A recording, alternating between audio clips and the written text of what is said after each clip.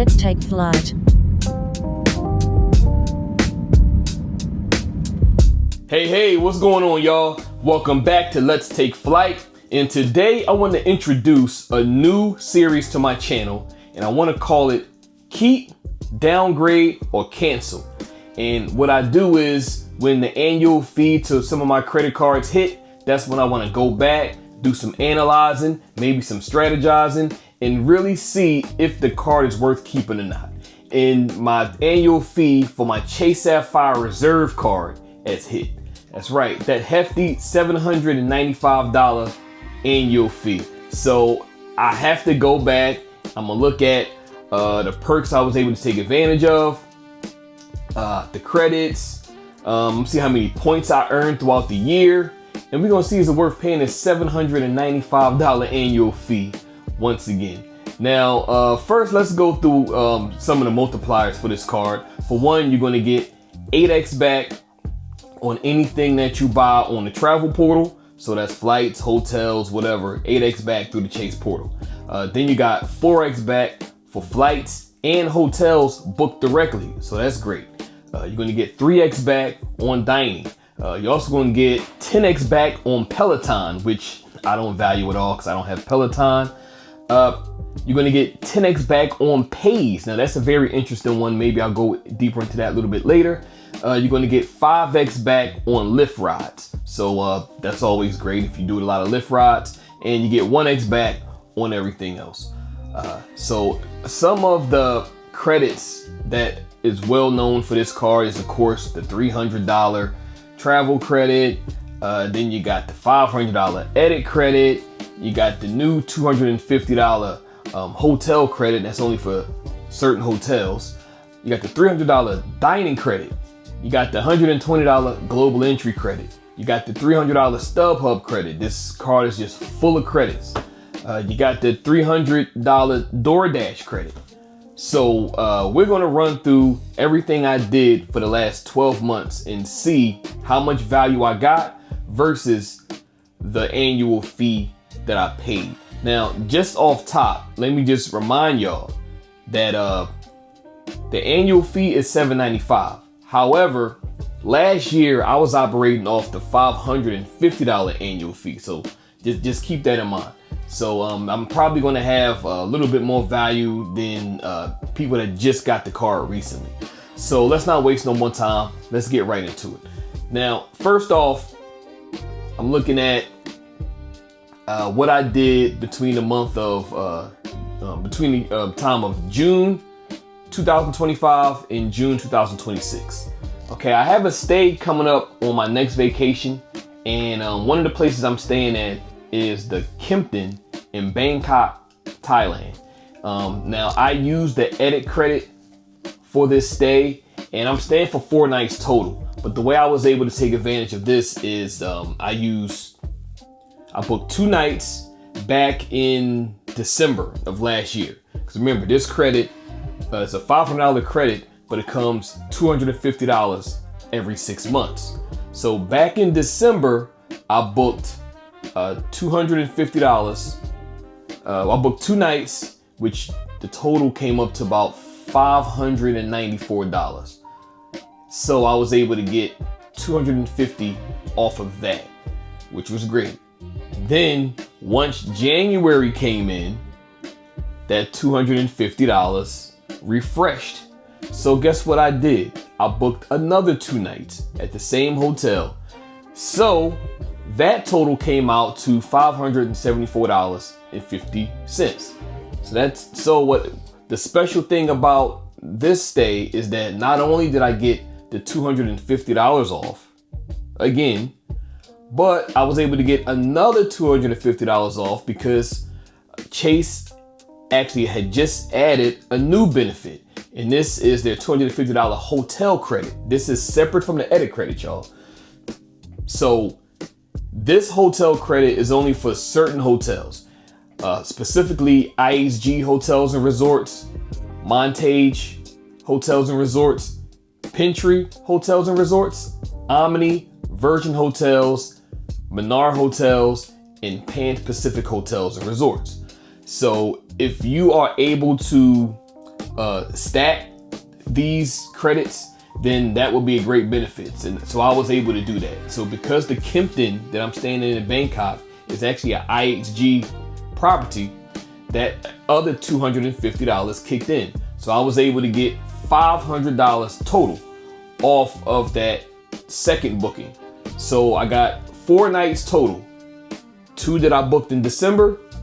The other 2 I booked after the benefit refreshed in January. Plus I got the extra $250 hotel credit. So that's $750 just from that one booking. So we're looking good so far. We're looking good. Annual fee is $795 and I'm already at $750. So we're looking great right now. The next benefit, the $300 travel credit. Okay, that's another easy one. Now, what I did last year was, you can look at the video that I posted. I actually stayed at the Alila in Bali. Very great stay, very great hotel. I loved that place. Next time I go back to Seminyak, I'm gonna probably stay there. But I was able to take advantage of that $300 credit there. And the way I did it, I kind of did it, I'm not gonna say similar to what I did with the edit credit, but what I did is I had a 4-night stay and I booked 2 nights with my Chase Sapphire Reserve card, and that gave me $300 off the stay. And if I'm not mistaken, that stay was rough. That was an expensive stay. I think it was roughly about $1,000, like a little over $1,000. So I was able to get $300 off of that, which ended up being $700 total. And I wasn't in the cheapest room. I was in, I wanted the beachfront, the ocean view. So you want the ocean view, sometimes you got to pay for it, and I end up having to pay for it. So it ended up being $700, well, $1,000, $300 off. So it's about 7 something. And I booked my other 2 nights with my American Express Platinum card with my Fine Hotels and Resorts. But anyway, I was able to use that travel credit for the Alila in Bali. So that's $300 right there. So where are we at? $750, $850, $950, $1,050. So we already surpassed the $795 annual fee. Next we have the dining credit. Now, you know, with the dining credit, you're going to get $300 a year to stay, to eat at certain restaurants that's on open tables, really Sapphire Reserve tables, whatever they call it. Sapphire exclusive tables, I don't know what it's called. But you go on that site and you get to see specific restaurants that $300 is gonna code for. Now, because I live in Georgia, you know, not too far away from Atlanta, I do have several options. And just so happened last year, I found this really nice restaurant called Yibo or Yibo. I hope I'm saying it right. I'm probably saying it wrong. It's a South African inspired restaurant. Really great atmosphere. The food was delicious.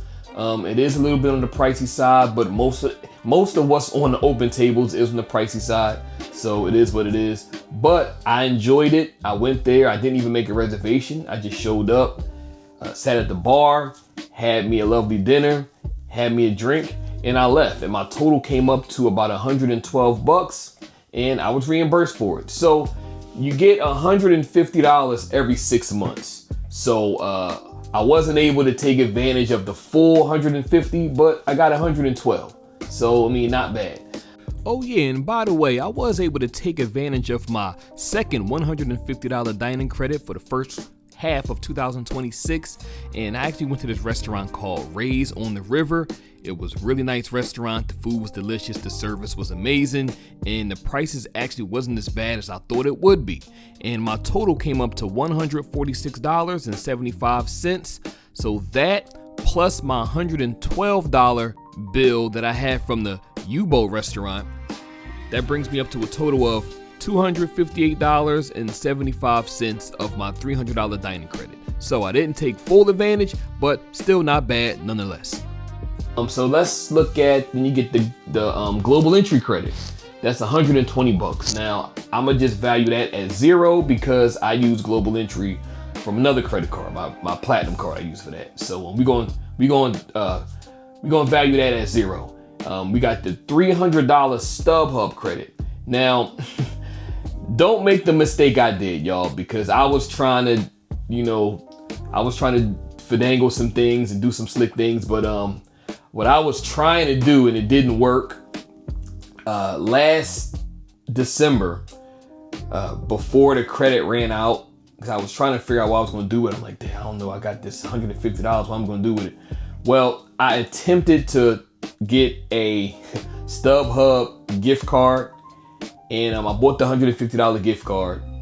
Make a long story short, I was never reimbursed for it because the gift cards do not code for the credit. So that was just an experiment. Learned the hard way. It's cool. So January came, and I'm like, okay, that's when the $150 refreshes. So you get $150 every 6 months. It's kind of similar to dining credit. Now I'm like, all right, what am I going to do with this $150? Well, I found a concert that I wanted to go to, and I booked this concert in, I want to say it was either March or April. It was a very expensive concert. The Jay-Z concert's coming up in Yankee Stadium. I'm gonna be there in a couple weeks. So let's see what happens from July to December. We're gonna see. I don't have anything planned that I want to do, but we're gonna see. Then of course we got the $300 DoorDash credit. Now I gotta be honest, I have been able to take advantage of this credit faithfully every single month. However, it is kind of a pain in the ass.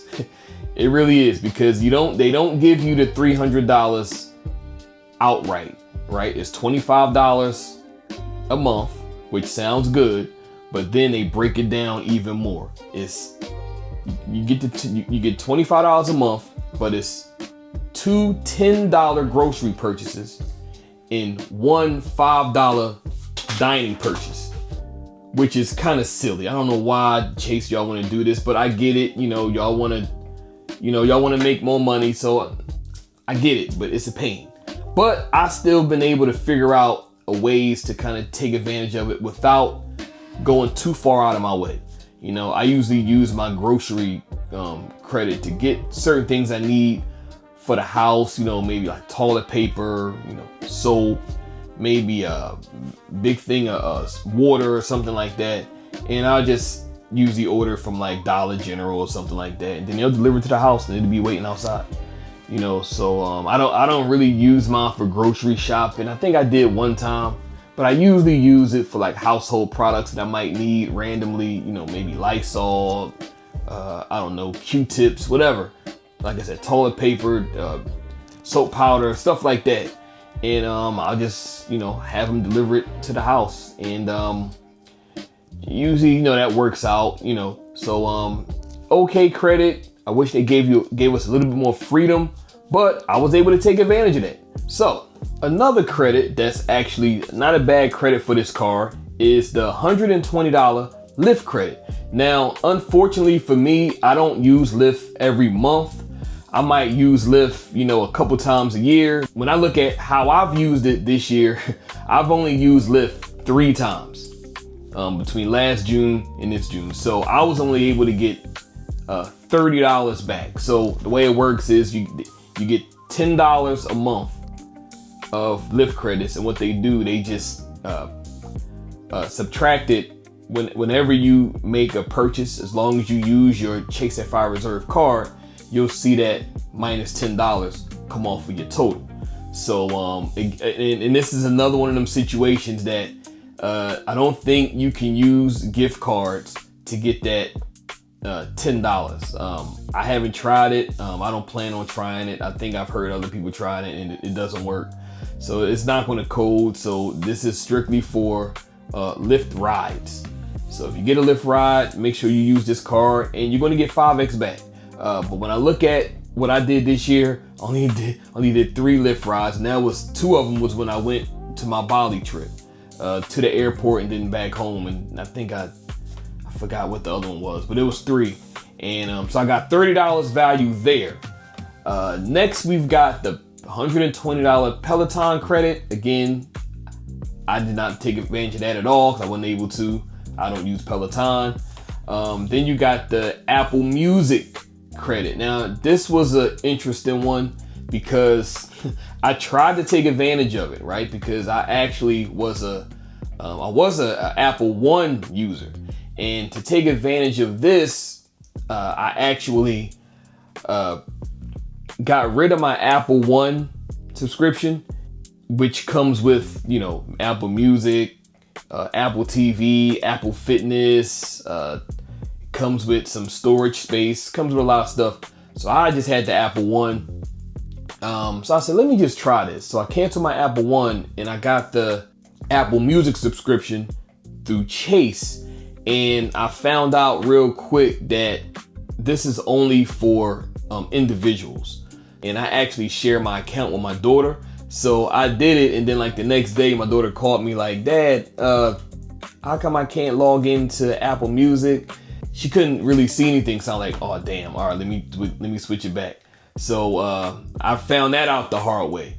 So yeah, that's not gonna work for me personally, but I was on a website, I actually seen that if you do have Apple One, Chase will give you $8 off, I think. Now, I don't think they had that on their website at first. I think this is something new that they just added to it. I don't know when they did it, but I seen it on the website. So you get $8 off Apple One. So that's a decent discount if you have Apple One.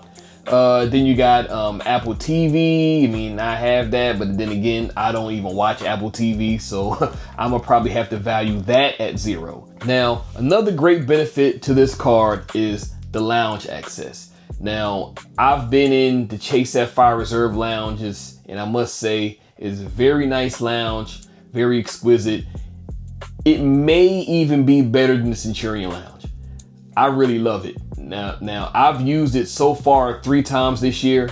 I fly out of Philadelphia International pretty often, at least 4 to 5 times a year. So I was able to use the lounge in Philadelphia 3 times this year so far. So I don't really know how to value that, you know, but it's very great value for me because it just so happens, because I never really fly international out of Philly. I usually fly domestically out of Philly. So when I go through the domestic security, usually as soon as I get through security, the Chase Sapphire Lounge is right there. It's very convenient. I go up there, I can get me some good drinks, get me some really nice food, and just relax before my flight. And usually my gate is usually right close by to the lounge, either E or D. And the Sapphire Lounge is right in between gates E and D. So it's very convenient for me. I love it. So I can't put a value on that, but it's definitely high up in the ranks when it comes to value for me. So definitely great benefit if you ask me. Of course, then you got primary CDW. Now, I've rented a car 3 times this year, and I use my Chase Sapphire Reserve card. Now, it sucks that we don't get 3X on all travel no more, because once upon a time, before they made the changes, 3X on all travel, car rentals were cold, and then I'd get some decent amount of points. But now we only get 1X back. So it sucks. But primary CDW is still clutch. In my opinion, it just gives you a peace of mind, knowing that if something happens, your primary insurance won't get dinged. Your personal insurance won't get dinged because this car comes with primary car insurance, so you don't have to worry. And for the Chase Sapphire Reserve, you're going to get $75,000 worth of coverage. So that's a great benefit. And it comes with Hertz, National, and Avis status. So great card to have in your arsenal if you rent cars. And this is most of the Chase cards. This is not just the Chase Sapphire Reserve. The Ritz-Carlton card has the primary CDW. Even the Chase Sapphire Preferred has primary CDW, but it only comes with $60,000 worth of coverage. But still great if you are someone that just rents cars that are not that expensive. That's still a great option, you know. Let's see what else we got. We got emergency medical and dental insurance. That's great if you're traveling. I think it's up to $2,500. You got lost luggage reimbursement, you got baggage delay insurance, you got roadside assistance, which is $50 per incident 4 times a year. So that's another great benefit. And this card also comes with no foreign transaction fees. So, whew, that was a lot, wasn't it? Oh, and I almost forgot one more important thing. This card also comes with platinum status at IHG. So if you stay at IHG properties, from the low-end Holiday Inns to the high-end Intercontinentals, you're going to get platinum status. So I think that's a great touch. Now this card does come with other benefits when it comes to status, but you gotta reach a spend threshold to get there. So $75,000, if you can spend $75,000, you'll get globalist status at Hyatt. You'll get Southwest Airlines A-list status, which is, I don't get that. You get a $250 credit for the shops at Chase, and you get diamond status at IHG, and then you'll get a $500 Southwest Airlines Chase travel credit. Now, is it worth trying to spend $75,000 to get all of those benefits? I would say no, but if you just so happen to be spending that anyway on the card, then I guess that's great to get those extra perks. So, great card if you ask me, man. Now, let's look into my personal situation. Let's run back the numbers and see, is this card worth keeping, downgrading, or canceling?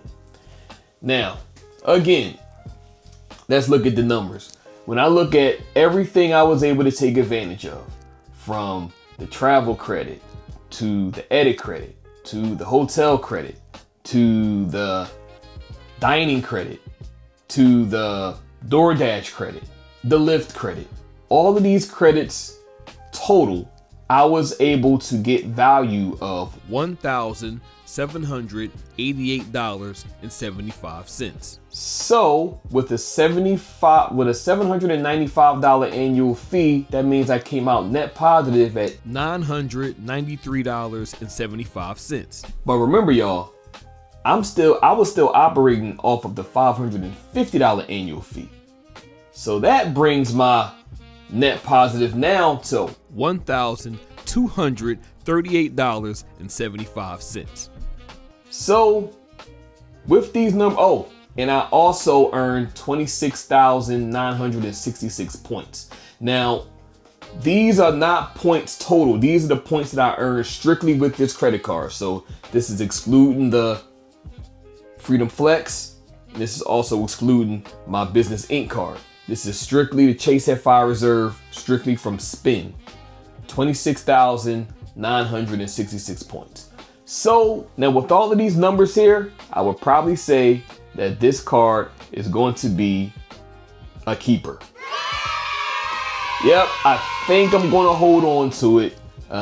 Even though you looked at some of my other videos, I've been kind of poo-pooing on it just a little bit, saying that I was probably going to downgrade it to the preferred, but you know, the preferred is just got to upgrade. So it's actually looking like a better card. So if I did get to a point where I have to downgrade, I'll be downgrading to a decent card. But I think for now, I'm going to hold on to it. Again, the credits is just easy for me to take advantage of. I like it as a catch-all hotel card, 4x back on anything, on any hotel that I stay at. And of course, the lounge access is great. And another thing about the lounge access, you know, it allows you 2 guests. So if you got a significant other or a family member, you can always get in the Chase Lounge with no issue. Unlike American Express, where you got to pay, I want to say it's what, $50 to get a guest in.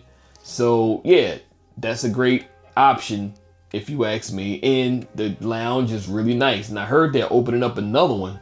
But y'all let me know what y'all think in the comment section, man. Hit that like button, hit that subscribe button. If there's anything you think I missed, because this card is a lot to this card. It's a lot of benefits, a lot of things that maybe I skipped over by accident. I don't know, but y'all let me know what y'all think. Let me know how you are using your card, and we can talk about it in the comment section. But meanwhile, we appreciate your time, and we will see y'all in the next one. Peace and travel safe. Let's take flight.